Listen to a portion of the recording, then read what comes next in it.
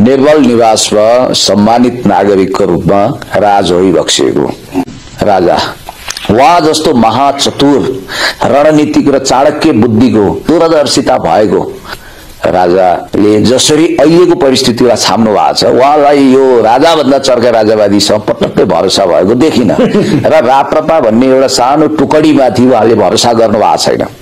भातखौरे जस्ता छन् पहिले निरन्तर भजन गाउनु भने कहिलेकाहीँ दृश्य ईश्वरले पनि दृश्य भएर सपनामा भन्ने नि दर्शन दिन्छन् रे के लिङ्गदेनजीको भक्ति पुरानो हो त्यसकारण त्यो भक्ति उपर आरती उतार्नेहरूको बीचमा गएको बडा महाराज पृथ्वीनारायण शाह भनेको वर्तमान फिगर होइन नेपाली इतिहासको गणतन्त्रवादीहरूले पनि नतमस्तक भएर उहाँलाई सलाम गर्नुपर्छ समाजवादीले पनि।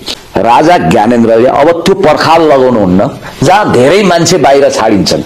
दुर्गा प्रसादजीसँग रहस्यमय जुगलबन्दी गर्नुभएका र आफूलाई योगी आदित्यनाथ जस्तै देखाउन खोज्ने र नेपाललाई भारतमा विलय गराइदिए पनि केही छैन एउटा तपोभूमि हो जहाँ मिले पनि हुन्छ भन्ने एउटा गैर राष्ट्रवादी चिन्तन राख्ने रहस्यमय तरिकाले अगाडि आएका र राजावादीहरूलाई क्षणिक रूपमा उपयोग गरेर आफ्नो दुनो सच्याउने ती श्रीनिवास भनेको पढेर आचार्य भएको होइन आचार्य थर होला के होला र उहाँको हाउभाउ कटाक्ष हेर्दाखेरि उहाँ लगभग सप्ताह पुराण वाचनमा गणेश भएर बस्ने टाइपको देखिन्छ। उहाँ कुनै गम्भीर शास्त्र गरेर आएको व्यक्ति होइन।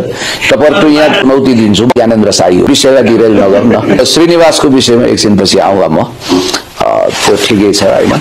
कुरा के हुन्छ भने धर्मगुरुहरूले राजनीति गर्नु हुँदैन किनभने धर्म र राजनीति फरक कुरा हो के। स्टेट पावर कमान्ड गर्ने भनेको वैराग्य छुटेका मान्छेले होइन साच्चै भौतिकवाद र आध्यात्मवादको दर्शनलाई फ्युजन गरेर समाज परिवर्तन गर्न सक्ने महान दिलहरूले संसारको इतिहास बदलिएका छन्।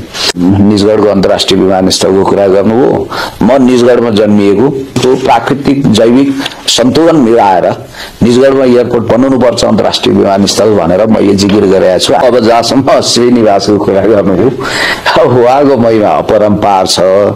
अब उहाँ सेलिब्रेटी हुन आउनुभयो सुनिन्छ गरिका माफ गर्नु होला नयाँ तरिकाले सोचौँ न। जर्मनीमा चान्सलर पनि छ राष्ट्रपति पनि छ देशभक्त पेट्रियोटिक फोर्स नै धेरै छ के त्यहाँ मदन भण्डारीले प्रशिक्षित गरे। आशा देवकोटालाई म मान्छु हेर्नुहोस् फरक विचार भए पनि के फरक हो गणतन्त्र मुर्दाबाद भन्दा भन्दै Prachanda the father of Republican प्रचण्डको क्याबिनेटमा गएर उप प्रधानमन्त्री खानुभयो संघीय सरकारमा मुख्यमन्त्रीसम्म माग्नुभयो क्रिस्चियन धर्मावलम्बी रुबी भ्यालीको बिना तामाङलाई ल्याएर सांसद बनाइदिनु भयो। स्पष्टीकरण लिएर प्रवक्ता खोज्दैछ मेरो मित्रै होइन नि हाम्रो अभियानमा यसो जोडिन आएका मलाई पनि डर चाहिँ यहाँका बुरानुद्दिन रब्बानी र गुलबुद्दिन हिकमतियारहरूले सोचुन् मुल्ला मोहम्मद उमर